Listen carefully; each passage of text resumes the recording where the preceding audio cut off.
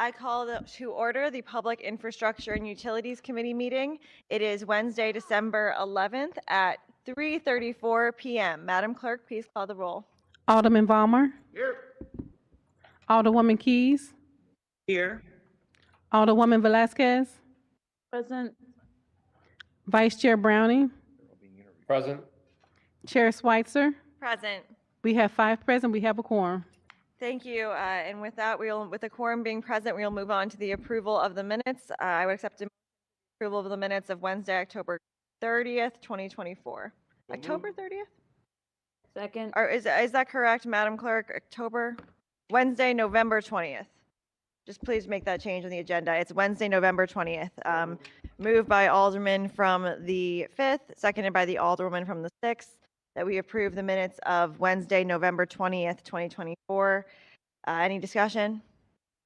Seeing none, Madam Clerk, please call the roll. Alderman Balmer. Aye. Alderwoman Keys. Aye. Alderwoman Velasquez. Aye. Vice Chair Browning. Aye. Chair Schweitzer. Aye. We have 5 aye votes. Thank you, Madam Clerk. With your vote, we have sustained the motion from the Alderman from the 5th and approved the minutes of Wednesday, November 20th, 2024. We don't have any board bills for review today or resolutions for review. Today we have the Metropolitan Sewer District coming here to speak with us on the stormwater projects that will be possible from the Proposition S that passed recently and some of the upcoming projects that we should expect to see. So with that, if the representatives from MSD could please approach the podium and introduce yourself into the microphone, and just thank you so much for coming and giving this presentation. And I do need to swear you in. Thank you. If you could raise your right hand. Okay, thank you. Yes. Sure, thank you. If you could raise your right hand, do you swear to tell the truth, the whole truth, and nothing but the truth? Thank you very much. Okay, Ms. McCoy, please proceed. Thank you. Like I said, my name is Beth McCoy, Manager of Affairs for MSD Project here. Also with Oh. My apologies. My name is Beth McCoy, Manager of Public Affairs for MSD Project Clear. Also with me is Rich Unverfirth, our Director of Engineering, who oversees all of our capital work, and Bruce Litzinger, Assistant Director of Engineering. Again, thank you so much for having us today. We are so excited about the new Stormwater Capital Program that we're able to do because of the passage of Proposition S. And we're excited to share that with all of you. If we go to the next slide. Just a quick look at our agenda for today. I'm going to start with an overview of MSD Project Clear and Proposition S that funds the new Stormwater Capital Program. I'll turn it over to Bruce. He'll talk about the specifics of what we have planned in the city. And then Rich is also going to talk about the municipal grant program that the city will have available to it. Next slide. Next slide, please. Oh, there we go.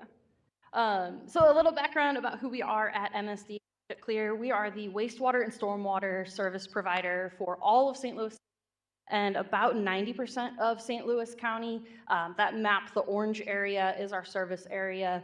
The gray is the part of the county that's not in our service area. Basically, we go out to about Highway 1. Fun fact, we're actually the 4th largest sewer system in the United States after New York, LA, and Chicago.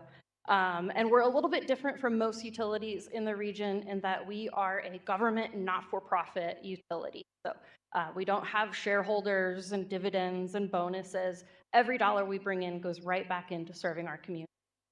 I mentioned we are a wastewater and stormwater service provider. Those are 2 separate services, 2 separate utilities, separate funding sources. So you may be familiar with our wastewater program. We're about halfway through a major investment to bring our infrastructure into the 21st century. This is separate from that. This is all stormwater, separate funding. So we're happy to answer questions about that at another time, but what we have prepared today will all be related to stormwater. Next slide. So again, we have a brand new capital program for stormwater, thanks to voters approving Proposition S. Proposition S last April. Prior to that approval, we had funding approved to maintain the existing storm sewers and repair them if they broke. But what we couldn't do is design and build new solutions to new problems. But we know that the problem in the region is big. As of 2022, we had identified over $700 million worth of necessary improvements throughout our region that had no funding source. So what Proposition S does is allows us to start addressing those problems. We'll bring in about $35 million annually. So you can do the math on that. 700 million in known problems, 35 million annually.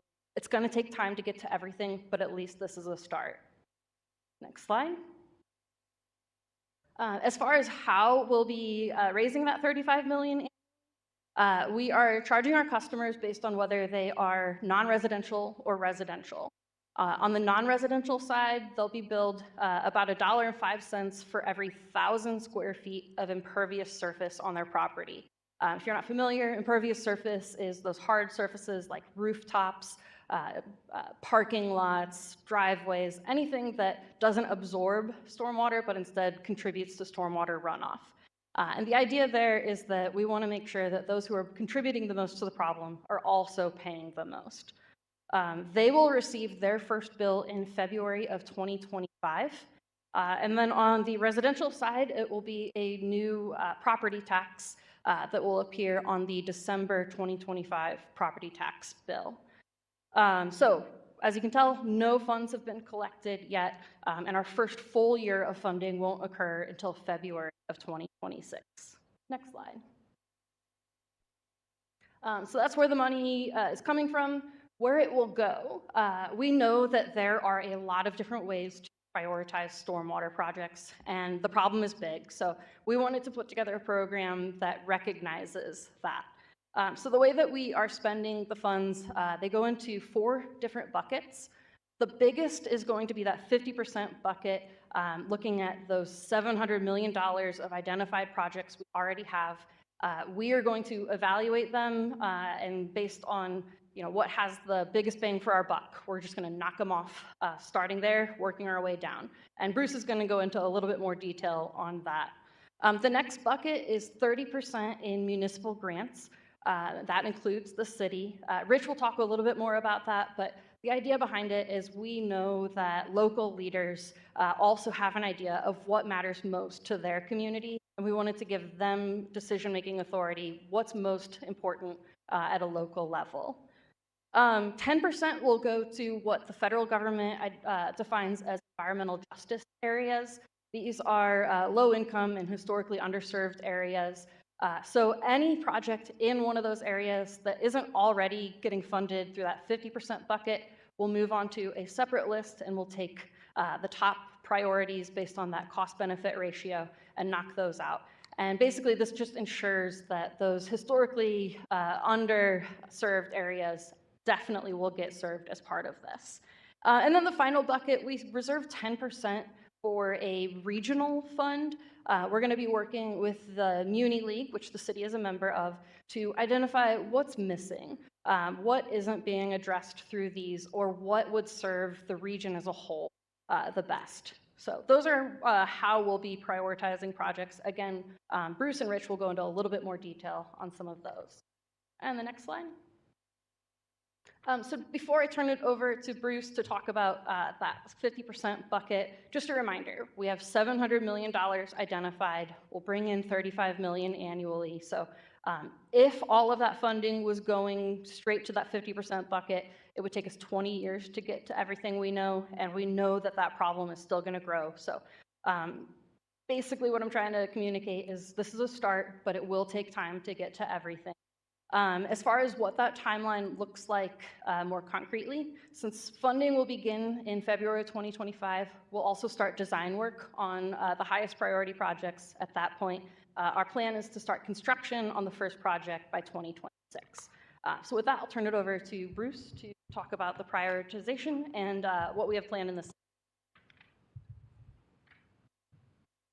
Thank you. So next slide, please. Just say your full name and title as well, too. Thank Okay. you. I'm Bruce Litzinger, Assistant Director of Engineering for MSD. And I'm going to talk about how we prioritize projects. Actually, is there a slide that has a map on it before or after this one? Maybe I. Oh, is it? Okay, I got them backwards then. I'm sorry. Could you go back?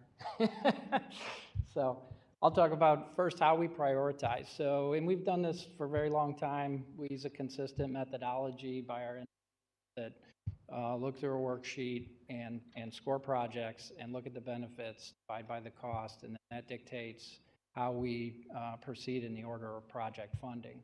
So some of the things we look at, and it's more complicated than this, but just at a high level, the relevant factors are we look at, what's damaged. Is a structure been flooded, water going through the house or whatever? That's the highest priority. The next highest priority is the streets or roadways, and then just simple flooding or, pooling of water in a yard would be the lowest priority. So, and then we also look at the frequency. How often does it happen? Does it happen once every 2 years, once every 15 years, or more infrequent than every 15 years? Those are the three categories. And then also what plays into it is how many properties are affected. So each parcel of property that's impacted will get benefit points. And then we perform a conceptual level analysis of the cost, all on consistent cost basis. We take the benefit points, divide by the cost, and then that gives us our priority rate. And we've done that for all 500 projects every budget year. And we've currently scheduled 5 years of projects and identified them, and we're continually now, especially that we have funding now, and the answer can be yes to a lot of these projects. We're getting more projects identified, so we continue to go through our prioritization, but we budget on a 5-year basis and then annually update. So next slide, please. So, and here's an example of a map that we produced for all the municipalities, and it shows all of the projects that we have identified under stormwater funding for the particular municipality. We've got 18 projects listed on this map. For this, these are the ones that MSD will deliver. So we've got the first 5 years of the program are in blue, and so we got 7 projects planned, all to address localized flooding. And I believe, did you receive a copy for information? We have additional information we can give you on what each of those funded projects are, and then, yeah. So, so you kind of see what they're all about. This is very helpful. Thank you. And then in addition to that, so those 7 represent about over $16 million in capital funds that we'll put to work by the fiscal year 2030. All the funding will be appropriated. It'll produce over 1.5 miles of additional sewer, 3 miles of additional swale or drainage channel. And then, as I said, we have 11 additional projects identified but not yet funded in that 5-year window. And with that, I'll turn it over to Rich to talk about the grant. Good afternoon, Rich Underfirth. I'm the Director of Engineering for MSD. And obviously, we can answer any questions afterwards as we go along because we covered a lot of information. But one of the things when we were working to get a stormwater rate to start addressing these issues, and we went out and talked to municipalities, was the need of addressing the municipalities say, hey, if we have something that we think is a priority to us, but doesn't end up in our cost benefit, what are opportunities to get that done? And one of the opportunities is a municipal grant program that would allow municipalities to spend their money that we're collecting, and we would offer to you in the form of a grant. So I'm just here to talk a little bit about that. The way we structured the grants, of course, there's 88 municipalities in the district, is we distributed based on population. Very similar to the way the state issues park grants and stormwater grants themselves. And we wanted to have a minimum dollar amount. And obviously, you don't want to, if you go by population, some of them are going to get hardly anything. So we kind of distributed that. So the minimum is $30,000 for some of the smaller municipalities in the county, and the highest is actually the city of St. Louis, and then unincorporated St. Louis County. An annual grant of $1.55 million would be available to the city. Municipal grants will start in January of 2026. Our outreach to the municipalities, providing how the grants can be accessed, things like that, will start next summer. We have a similar grant program right now that we're utilizing in some of our smaller taxing districts in the county, and there's about 50 municipalities that are part of that. It'll be structured very similar to that. And then if you'll move to the next slide, please.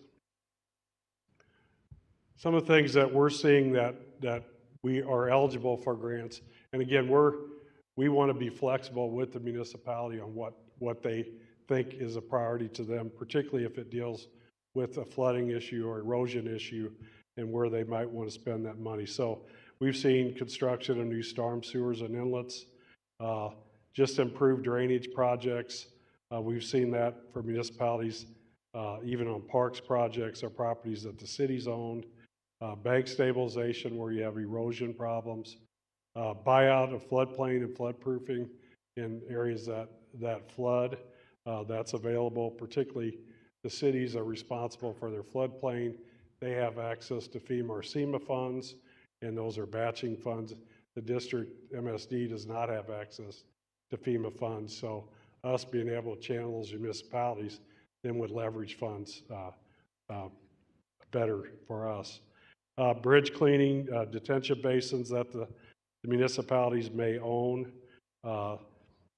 Planning and engineering, if there was something that you wanted to look at, a problem area that you felt like you wanted to look at, you could hire an engineer, look at it, and then if it became a project, it could be either done by the city or you could turn that information back to us. We'd put it into our system and see where it came out, benefit cost ratio. And what kind of the catch-all is any other storm-related expense. In other words, we want the catch-all. One of the questions that came up during our discussions regarding the rate, there was a question, could the grant funds be utilized for the flood wall protection system? And the answer to that would be yes. So that's obviously a big deal to the city of St. Louis, is maintaining the flood wall. So those are things that I think give an opportunity to municipalities. Not all the municipalities have, the wherewithal and how to do those grants. We're probably going to be offering some assistance with them, particularly some of the smaller ones. But those are some of the things we're going to be working out over the next 6 months. That kind of covers the grants. So overall, I think we're open for questions, and if we can't answer them today, obviously we can get back to you, or we're right up the street, so we could come back to another meeting, but we'd be open to questions, and I'm going to call my colleagues back up, and so we know who's. We have our contact information as well, if you would like. Yeah, we have our contact information as well if you have any questions that you'd like to send directly instead. Thank you so much for being here and for that presentation. I always appreciate the information and how much I learn. No matter how many times I kind of see the information, I always learn a new piece of it or have more questions. So I'll turn it over to my colleagues for questions here, starting with Alderman Vollmer.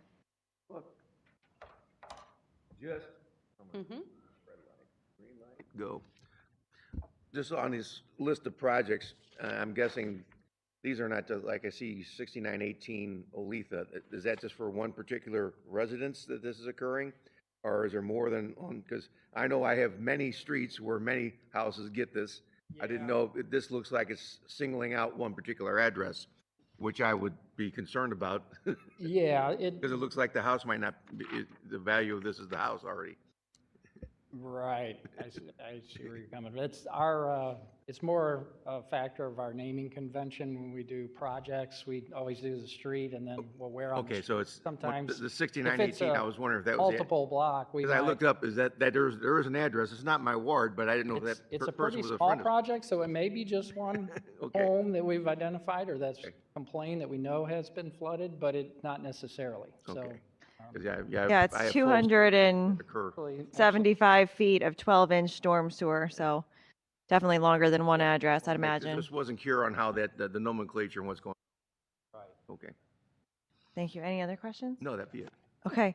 Alderman Keys. Thank you, Madam Chair. No questions. Thank you. Thank you. Alderwoman Velasquez. Thank you, Madam Chair, and thank you for being here. Just a quick question. I think this is slightly related. I appreciate you coming here for this presentation and the holistic approach. I think we all can agree that taking a look at things regionally and holistically is a good thing. Just curious, because something that we're looking at in the city, I think holistically, is the issue of vacancy. With this, I guess, more influx of funding for these things, is MSD still planning on aggressively pursuing liens for vacant buildings now that, one, there was a court case, a ruling, but also that, there's some more funds in this, and obviously in the spirit of collaboration and trying to look at problems holistically, vacancy is a real issue for the city, and the extra liens are not something that is super helpful for us. I am at a very high level familiar with that. Unfortunately, we do not have the right staff to give a answer on that, but I'd be happy to follow up after this with more details. Sure, that would be great. Thank you. I think we're within the last. I will say, with regard to demolitions, it was part of our green infrastructure program. And when we submitted the plan, the city and MSD were partners in a pilot. And there was some concern by EPA of putting parameters around the expenditures for that type of approach versus constructing green infrastructure. So when we submitted our plan to spend the full $100 million in green infrastructure, we did put a cap at 15% of the $100 million, so $15 million cap on it. And I think in our partnership with the city, we're probably within $1 million to $2 million hitting that cap for green infrastructure funds for us to take credit under our consent decree, our wet weather, for the demolition piece. Yeah, and the liens come in with, what do we have to show for the money for, producing reduction in combined sewer overflows, which is the whole purpose of the fund. So we've actually, I'm responsible for development review, and where we've seen some liens on a development come in, we will rework the recorded agreements to be compatible with the new development. So it's not really an intent to hold up development, it's really to help. We'll follow up on that. Okay. Yeah, no, and I think, it's not, I think it's just one of those things that I think we all can agree that we want better infrastructure in these things, that we want to, and we want less vacancies, and there's got to be, I think some of the things that I've seen, and of course some things of reporting in the paper of trying to sell vacant buildings and the liens being higher than the actual property itself, which, in the end, like, the net cause of that is not being able to develop a vacant building. And I think that doesn't help anybody, right? That doesn't help you all, and doesn't help us. So just, when you look at things, again, holistically, where can we collaborate? Because certainly we want to move forward as a region like you're doing right now with all the great work that you've shown us today. So I have no other questions. Thank you, Alderwoman. Vice Chair Browning. No questions at this time. Thank you so much to MSD for coming to share with us today, and just for their responsiveness. I always find it easy to work with them. Thank you, Alderman. Hope you feel better. Wonderful. Thank you so much. You all are always very responsive to the questions that I have. I would be very interested in knowing about the where these projects scored in their in the list and why they were the ones chosen. I understand that they would have had to have scored a certain way, but that's something that I'd love more information on if possible. Or you can send it to me as it is. Yeah, we can Um, follow up on that as well. Cool. Yeah, a few of these projects, the Ulena Avenue one, I believe, is in my ward. The Holly Hills project, I would assume, is in my ward. But Holly Hills does extend outside of my ward. So those two in particular, I look forward to being able to tell people about.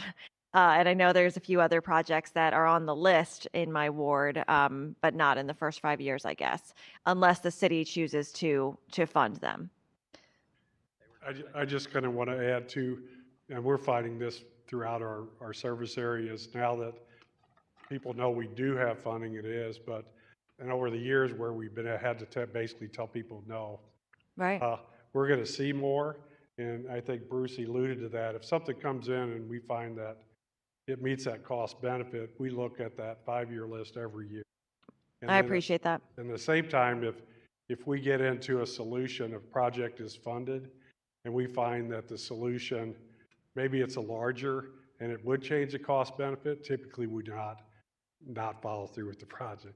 We'll continue with it. Say the solution costs more, we don't change the cost benefit and move it back. We'll go ahead and proceed with the project.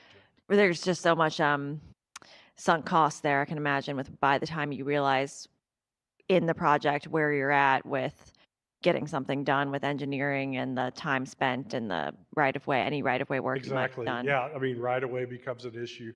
Other utilities that when we did the conceptual, what we thought was a solution, Right. find there's conflicts with other things.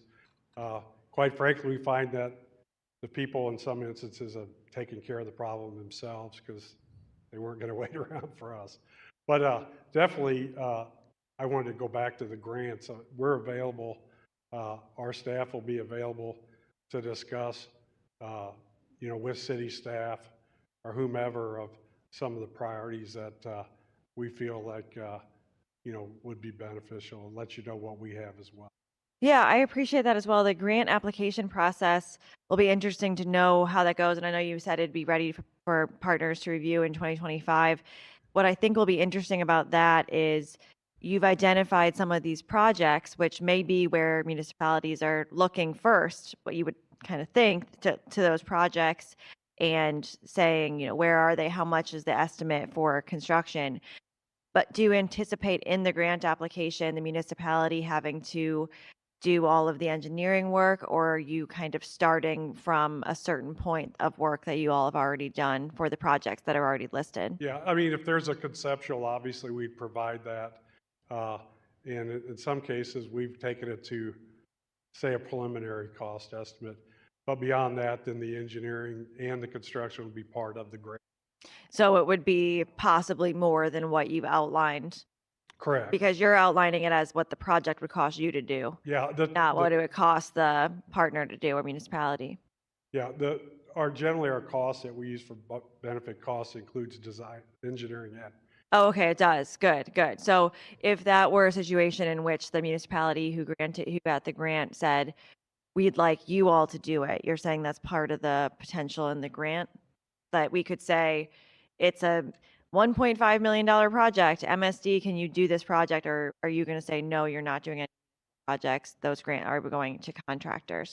Does that make sense? Yeah, generally the funding would just be completely turned over to the municipality. Okay.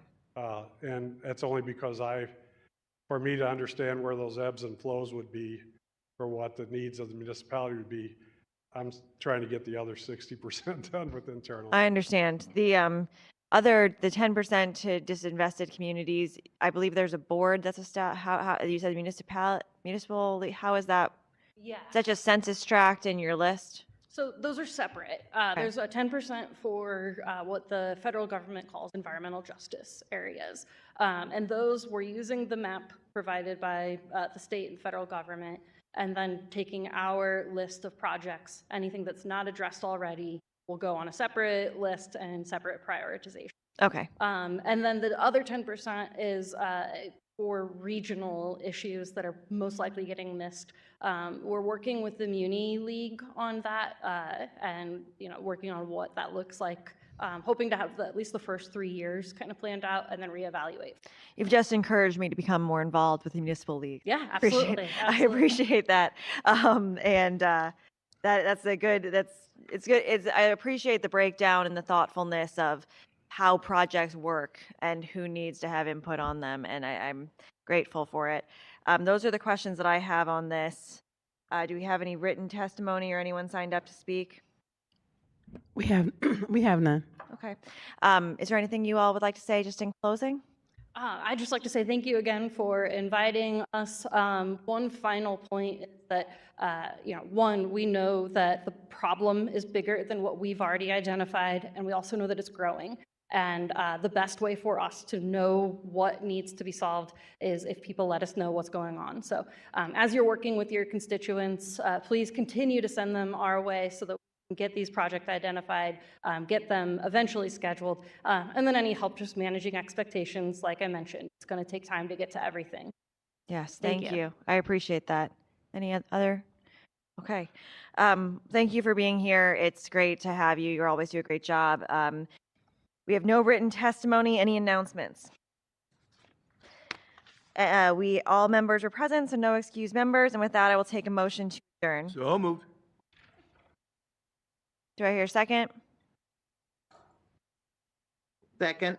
And a call for previous Previous roll. roll. Okay, it's been moved by the Alderman from the 5th, seconded by the Alderman from the 11th. There's been a call for previous roll. Any discussion?